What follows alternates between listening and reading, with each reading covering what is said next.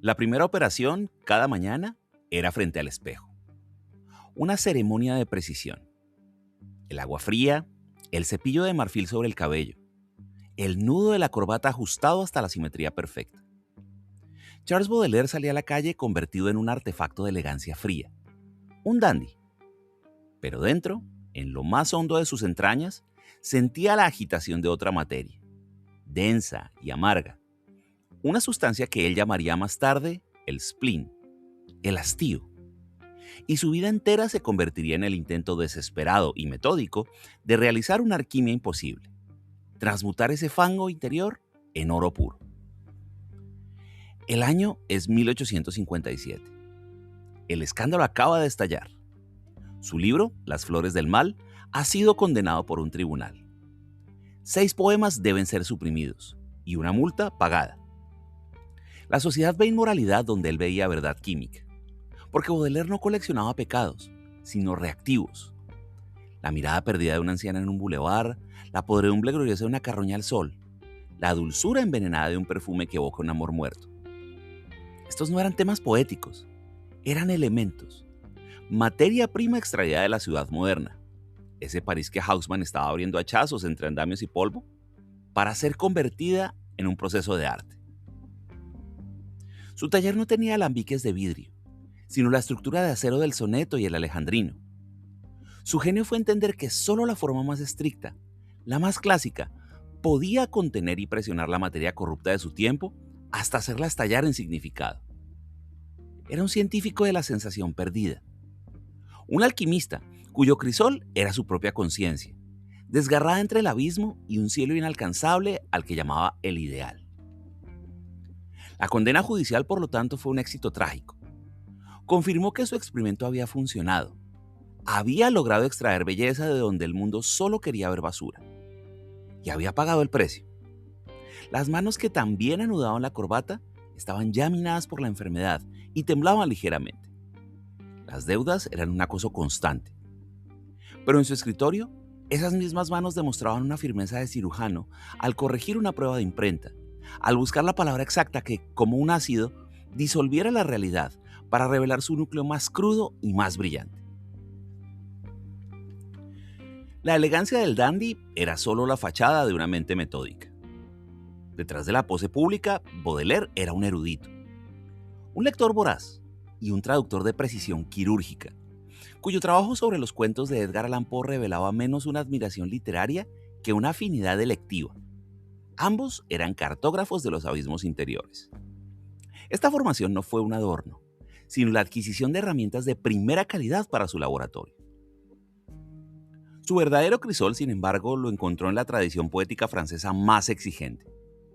Se apropió de las formas más estrictas, el soneto, el alejandrino de ritmo impecable, con la devoción de un alquimista que solo confía en recipientes de los materiales más nobles para contener sus mezclas volátiles. La perfección formal no era un corsé, sino el único contenedor posible para la materia corrosiva que deseaba verter dentro. El orden externo era la condición para explorar el caos interno, sin que todo estallara. La materia prima que eligió para sus experimentos fue novedosa y antigua a la vez. No los dioses del Olimpo ni las gestas de los héroes, sino un estado del alma moderno que él bautizó con la palabra inglesa spleen. No era la melancolía romántica, nostálgica y a menudo dulce. El spleen de Baudelaire era una condición fisiológica y metafísica a la vez. Un peso del espíritu, un tedio que surgía de la conciencia aguda del tiempo vacío, de la repetición sin sentido, de la náusea ante la propia existencia. Era la herrumbre del alma. Y aquí el gesto alquímico fundamental. Tomar esa sustancia vil y pesada, el hastío, e intentar transmutarla dentro del recipiente de oro de la forma clásica. La melancolía dejaba de ser un padecimiento para convertirse en el ingrediente esencial. El clasicismo no servía para ennoblecer lo bajo, sino para someterlo a una presión externa, para observar, bajo la lupa de la estructura perfecta, cómo se comportaba la descomposición espiritual. El laboratorio estaba listo. Tenía al artesano, al crisol y a la materia prima en bruto.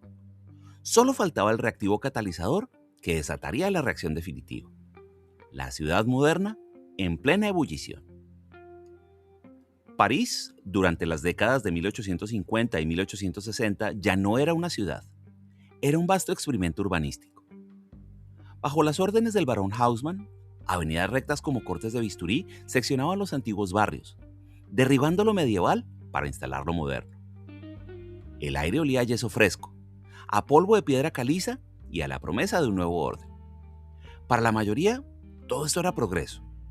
Para Baudelaire, era el suministro perfecto de materia prima en estado crudo. Él no era un urbanista, sino un paseante. Pero este paseante solitario no deambulaba por ocio. Su vagabundeo era una metodología. Caminar era recolectar. Su mirada, afilada por el hastío, operaba como un filtro que separaba lo anecdótico de lo significativo.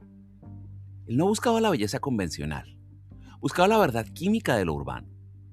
La mirada vidriosa de una prostituta al amanecer no era un juicio moral, era un dato sobre la economía del deseo. El cadáver hinchado de un perro en la ribera del Sena no era un espectáculo macabro, era una lección de biología y de vanidad.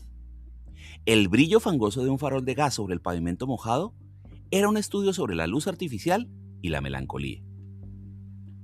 Esta ciudad en obras era su mina a cielo abierto. De ella extraía los elementos que luego sometería al proceso alquímico del verso: la fugacidad, el anonimato, la fealdad sublime, la alienación disfrazada de multitud. El lodo físico de las obras se convertía en el lodo espiritual del spleen. El hormigón y el hierro forjado de los nuevos bulevares en la estructura férrea de sus alejandrinos. París no era el escenario de su poesía. Era el ácido que disolvía las certezas para dejar al descubierto los sedimentos de la condición humana moderna. Cada esquina, cada taberna, cada rostro perdido en la muchedumbre era un fragmento de ese gran cristal urbano que él se dedicaba a pulir, con paciencia de lapidario, hasta hacerlo refractar una luz extraña, enfermiza y profundamente reveladora. La ciudad era laboratorio, y el poeta, su más atento y desencantado químico. El resultado de esa recolección metódica se presentó al público en 1857 bajo un título que era en sí mismo una fórmula alquímica: Las flores del mal. No era una colección de poemas, sino el cuaderno de bitácora de un experimento a gran escala. Su objetivo declarado era audaz: lograr la síntesis suprema, transmutar el fango del spleen en la flor del ideal. Pero el genio del libro reside en que documenta, con una honestidad brutal, el fracaso glorioso de esta misión. La teoría se enunciaba en el soneto Correspondance. Allí, Baudelaire postulaba un universo interconectado, un bosque de símbolos, donde los perfumes, los colores y los sonidos se respondían en una armonía secreta. Era la fe del alquimista: creer que todo, hasta lo más bajo, guardaba una relación esencial con lo alto, que podía ser descifrado y transmutado. Este poema era el plano del laboratorio perfecto. El resto del libro es la práctica, y esta desmiente la teoría. Poema tras poema la síntesis se resquebraja. La carne anhela el espíritu, pero se hunde en el pecado. La ciudad promete maravillas, pero ofrece hastío. La belleza se vislumbra, pero siempre acoplada a la podredumbre, como en Un Charron, donde el cadáver de un animal en descomposición se describe como una fruición lírica que es a la vez éxtasis y náusea. El ideal no se alcanza, se le tiende un puente que siempre se derrumba a mitad del trayecto. Por eso la condena moral fue un malentendido profundo. El tribunal creyó castigar una celebración del vicio, pero en realidad estaba castigando la exposición de una herida moderna, la imposibilidad de reconciliar los opuestos que desgarran al hombre. Las flores del mal no contienen respuestas, contiene la tensión pura, electrizante, entre el abismo y las estrellas. Su legado no es una solución, sino el haber elevado ese conflicto interno entre la caída y el vuelo, entre el fango y la flor, a la categoría de drama central de la sensibilidad moderna. Fue un experimento que, al no alcanzar su objetivo final, reveló algo más importante: la anatomía exacta del deseo imposible. Si la poesía de Baudelaire era un laboratorio textual, su persona fue un experimento paralelo en carne viva. Su dandismo no fue una moda ni una frivolidad, fue una rama aplicada de su alquimia, una química del yo. En un mundo que se percibía como dominado por la vulgaridad burguesa y el caos material, el dandy se erigía como una estatua de hielo deliberadamente esculpida. Su elegancia maniática, el traje impecable, la corbata anudada con precisión geométrica, la actitud de desdén glacial, no buscaba la admiración, sino la creación de una barrera. Era la cristalización externa de su lucha interna. Usar la voluntad para moldear la propia existencia en una obra de arte autónoma, impermeable al fango del entorno. Esta pose era, por lo tanto, un acto de guerra estética y un método de supervivencia a la vez. Frente a la marea del spleen que amenazaba con disolverlo, oponía la rigidez de la etiqueta. Frente a las deudas humillantes que lo acosaban, exhibía una indiferencia calculada. La frialdad era su coraza, la elegancia su trinchera. Pero en este experimento, el sujeto y el objeto eran la misma persona. El riesgo era letal, que la armadura se le soldara a la piel, que la pose sofocara al hombre que había dentro. Esta tensión se filtra en su obra. La búsqueda de la belleza pura, el ideal, a menudo toma la forma de una mujer distante, inalcanzable, una musa que es más estatua que ser humano, como la Madame Sabatier, a la que le dedicó poemas de una adoración casi abstracta. Era la proyección del anhelo dandy, un amor purificado de todo contacto corrompedor con lo real. Pero la poesía también delata el costo. La misma mano que escribía sobre la heroicidad de la vida moderna temblaba de nerviosismo. El alquimista que quería transmutar su vida en puro estilo terminó habitando la paradoja más dolorosa: ser el arquitecto de una prisión de exquisitez, desde cuyos barrotes de oro observaba, con una lucidez desgarrada, cómo el spleen seguía corroyendo los cimientos. El dandy no era una escapatoria, era la torre más alta de su ciudadela personal, desde donde la vista del abismo era simplemente más clara y más desoladora. El laboratorio de Baudelaire tenía una sala anexa, dedicada al análisis de la pintura. Sus ensayos sobre arte no fueron un oficio secundario, sino la extensión lógica de su alquimia, el lugar donde teorizaba el proceso que practicaba en sus versos. Allí, ante los lienzos de otros, definió con precisión de químico los elementos de la sensibilidad moderna. Su concepto central, expuesto en El pintor de la vida moderna de 1863, es una ecuación alquímica. La modernidad es lo transitorio, lo fugitivo, lo contingente, la mitad del arte, cuya otra mitad es lo eterno y lo inmutable. Esta frase era su piedra filosofal. No bastaba con pintar una escena contemporánea. Había que capturar en su fugacidad el destello de lo absoluto. El artista moderno era entonces, por definición, un alquimista del instante. Aplicó este principio con rigor. En Eugène Delacroix vio al maestro que usaba el color no para decorar, sino como un lenguaje directo del sueño y lo interior, donde el azul llora, el verde espera y el rojo ríe. La pintura era una correspondencia sinestésica. Honoré Daumier, por su parte, le reveló cómo la caricatura podía ser una disección moral de la sociedad, transformando la sátira política en una crónica ácida de la condición humana. Y aunque murió en 1867, cuando la revolución pictórica apenas comenzaba, Baudelaire empezó a ver en esa dirección. En los jóvenes que desafiaban el salón, como Edouard Manet, reconoció la encarnación de su teoría. Pintores que tomaban lo vulgar y lo transitorio, como un almuerzo campestre o una prostituta llamada Olimpia, y mediante la fuerza de la composición y la pincelada constante, lo cargaban de una inquietante eternidad. Así, su crítica de arte fue el complemento teórico de su poesía. Mientras en sus versos sometía el spleen urbano al crisol de la forma, en sus ensayos explicaba cómo ese mismo proceso debía operar en la pintura. Ambos espacios compartían el mismo objetivo: encontrar el método para fijar en el ámbito del arte la esencia evanescente y a menudo sórdida de su tiempo. Era la misma búsqueda, observada desde otro ángulo del laboratorio. El spleen no era un estado de ánimo, era un clima interior, una meteorología del alma con su propia presión barométrica. Baudelaire le arrebató a la palabra inglesa, que designaba el vaso y por extensión un humor sombrío, para nombrar una condición nueva: la conciencia física del tiempo como un peso muerto. No era la tristeza romántica, que busca paisajes sublimes para reflejarse. Era una náusea metafísica ante la repetición, una asfixia provocada por la trivialidad de lo cotidiano cuando se mira de frente, sin ilusiones. En los poemas que llevan ese título, el spleen se materializa en imágenes de un opresivo espesor tangible. Cuando el cielo bajo y pesado pesa como una tapa, El hastío no es una metáfora, es una losa de plomo sobre la ciudad y el espíritu.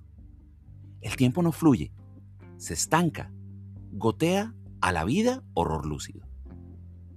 Los recuerdos se convierten en un montón de esqueletos en un armario húmedo. La esperanza, vencida, da espasmos como un murciélago herido que se estrella contra los muros. La mente se transforma en una pirámide, una fosa común bajo la cual yacen perfectamente alineados millones de muertos olvidados. Pero he aquí el giro alquímico crucial. El spleen era la enfermedad y el estímulo, la maldición y la fuente. Lo que habría aniquilado a otro, en Baudelaire se convertía en la energía potencial de su poesía. Su genio fue no intentar curar ese hastío, sino aprender a destilarlo, a canalizar su presión negativa hacia la construcción de un contramundo de palabras perfectas e imágenes desgarradoras. El oro de su arte no existía a pesar del fango, sino como su transmutación directa y forzada. El veneno era, al mismo tiempo, el único antídoto concebible. El experimento tenía un costo, y se cobraba en la moneda más íntima, su propio cuerpo. Si la conciencia era el crisol y la ciudad el laboratorio, el sistema nervioso de Baudelaire era el frágil matraz de vidrio donde todas las reacciones, estéticas, financieras, químicas, terminaban por producir su efervescencia más corrosiva. Era un alquimista que, en su búsqueda, terminaba envenenado por sus propios reactivos. El primer vapor tóxico era constante y asfixiante: las deudas. Ocasionadas por conflictos familiares y agravadas por su vida de dandy y su desprecio por la economía burguesa, lo perseguían acreedores sombríos. Era una forma de spleen material, un peso que convertía a cada factura sin pagar en un recordatorio de su fracaso según las leyes del mundo que despreciaba. Esta angustia económica era un sustrato permanente de su ansiedad, un veneno de acción lenta. Luego estaban los reactivos deliberados. El consumo de opio y de hachís no fue en sus términos una huida, fue otra rama experimental. En Los Paraísos Artificiales de 1860, documentó esas experiencias no como apología, sino con la distancia de un naturalista que observa las alteraciones de su propia percepción. Buscaba ensanchar los horizontes de la vida, forzar al cerebro a producir visiones, a encontrar atajos hacia ese ideal evasivo. Pero el informe es claro: el paraíso era artificial, y su precio, la disolución del yo y un agotamiento profundo. Y por debajo de todo, operaba una enfermedad crónica y degenerativa, probablemente sífilis, contraída en su juventud. Este mal minaba su organismo de manera silenciosa e implacable, preparando el colapso final. Los dolores de cabeza, los temblores, la parálisis que lo alcanzaría no eran metáforas románticas, eran el fallo estructural del instrumento. La ironía era terrible. El mismo sistema nervioso hiperagudo que le permitía percibir las correspondencias secretas del mundo y destilarlas en versos inmortales, era el que se descomponía bajo la presión de sus propios métodos de investigación. El alquimista, en su empeño por transmutar la realidad, estaba siendo transmutado por ella. Su cuerpo se convertía en la última y más amarga prueba de que el fango siempre reclama sus derechos sobre quien se atreve a hurgar en él. Charles Baudelaire murió en agosto de 1867, paralizado y casi olvidado en una clínica de París. Pero la alquimia, aunque el alquimista pereciera, había tenido éxito. No dejó una escuela ni un manifiesto. Legó algo más profundo: un nuevo sistema nervioso para el arte. Había transmutado su malestar personal en el diagnóstico universal de una condición moderna. Su spleen dejó de ser un vocablo inglés para convertirse en la palabra precisa de un malestar que definiría el siglo siguiente: la alienación, la angustia existencial, el ruido de la conciencia frente a un mundo desencantado. Poetas como Arthur Rimbaud, que tomaría de él la consigna de cambiar la vida, o T.S. Eliot, cuyo paisaje de desolación urbana en la tierra baldía es profundamente de Baudelaire, serían sus herederos directos. Él les dio el léxico para nombrar la herida. Su flaneur de paciente se convirtió en un arquetipo cultural: el detective urbano de la novela negra, el artista bohemio que observa la ciudad como un texto, el psicogeógrafo que deambula en la busca de derivas. Había enseñado que la calle no era un mero escenario, sino una mina de significados ocultos, y que caminar podía ser un método de conocimiento. Más allá de los temas, su método alquímico fue su mayor herencia: la idea de que la belleza podía y debía extraerse de lo más bajo, corrupto y efímero, liberó a las artes de la obligación de lo bello convencional. Las vanguardias del siglo XX, desde el simbolismo hasta el surrealismo y más allá, beben de esa premisa. Él demostró que la tarea del artista moderno no era decorar la realidad, sino someterla a un proceso de transformación radical, usando como materiales tanto la basura como los sueños. La huella de Baudelaire no es la de un monumento estático, sino la de un proceso químico que aún sigue activo. Su ciudad, esa que observó entre andamios y polvo, se multiplicó y aceleró hasta volverse el mundo global, hiperconectado y saturado de estímulos fugaces que habitamos hoy. Y en este paisaje, su diagnóstico cobra una vigencia casi profética.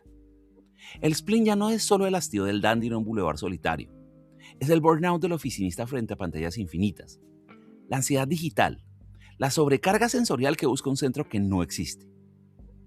Él nombró la enfermedad de la modernidad cuando ésta apenas presentaba sus primeros síntomas. Su legado final, por lo tanto, no es un estilo, sino una postura ética ante la percepción. Una invitación a no huir de la complejidad corrupta de nuestro tiempo, sino a sumergirse en ella con los ojos bien abiertos, armados con las herramientas de la forma y la reflexión, para intentar su transmutación, por ínfima que ésta sea.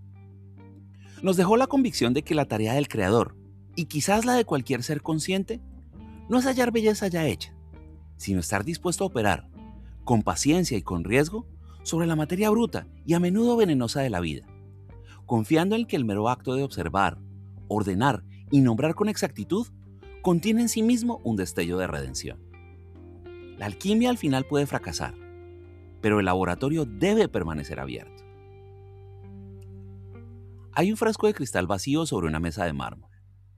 Podría haber contenido láudano, un perfume raro o ácido para grabar planchas.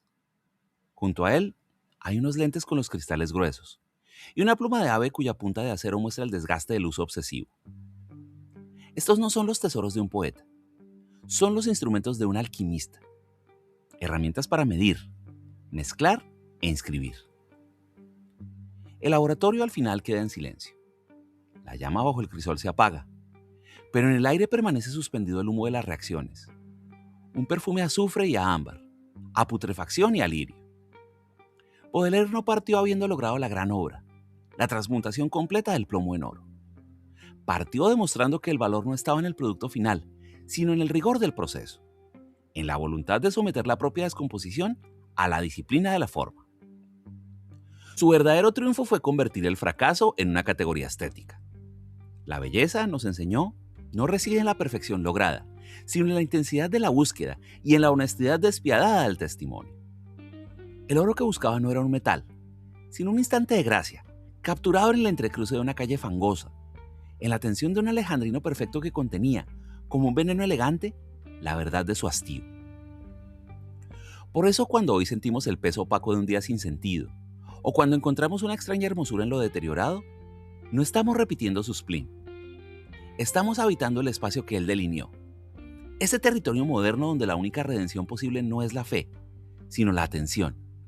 No la pureza, sino el coraje de mirar de frente al fango y nombrarlo con palabras tan precisas y tan frías como los instrumentos de un laboratorio, sabiendo que en ese mismo acto de nombramiento exacto ya se esconde el destello de oro que nunca podrá ser atrapado, pero que siempre puede ser evocado. La última imagen no es la del poeta, sino la de sus herramientas. Descansan, pero su potencial sigue intacto. Cualquiera que se atreva a tomar esa pluma desgastada y a mirar a través de esos lentes, sabe ya las dos verdades que definieron su búsqueda: que el material de trabajo es siempre, inevitablemente, el propio malestar, y que la belleza no es un hallazgo, sino una consecuencia de la fidelidad a un método. El alquimista se ha ido, el protocolo queda. Gracias.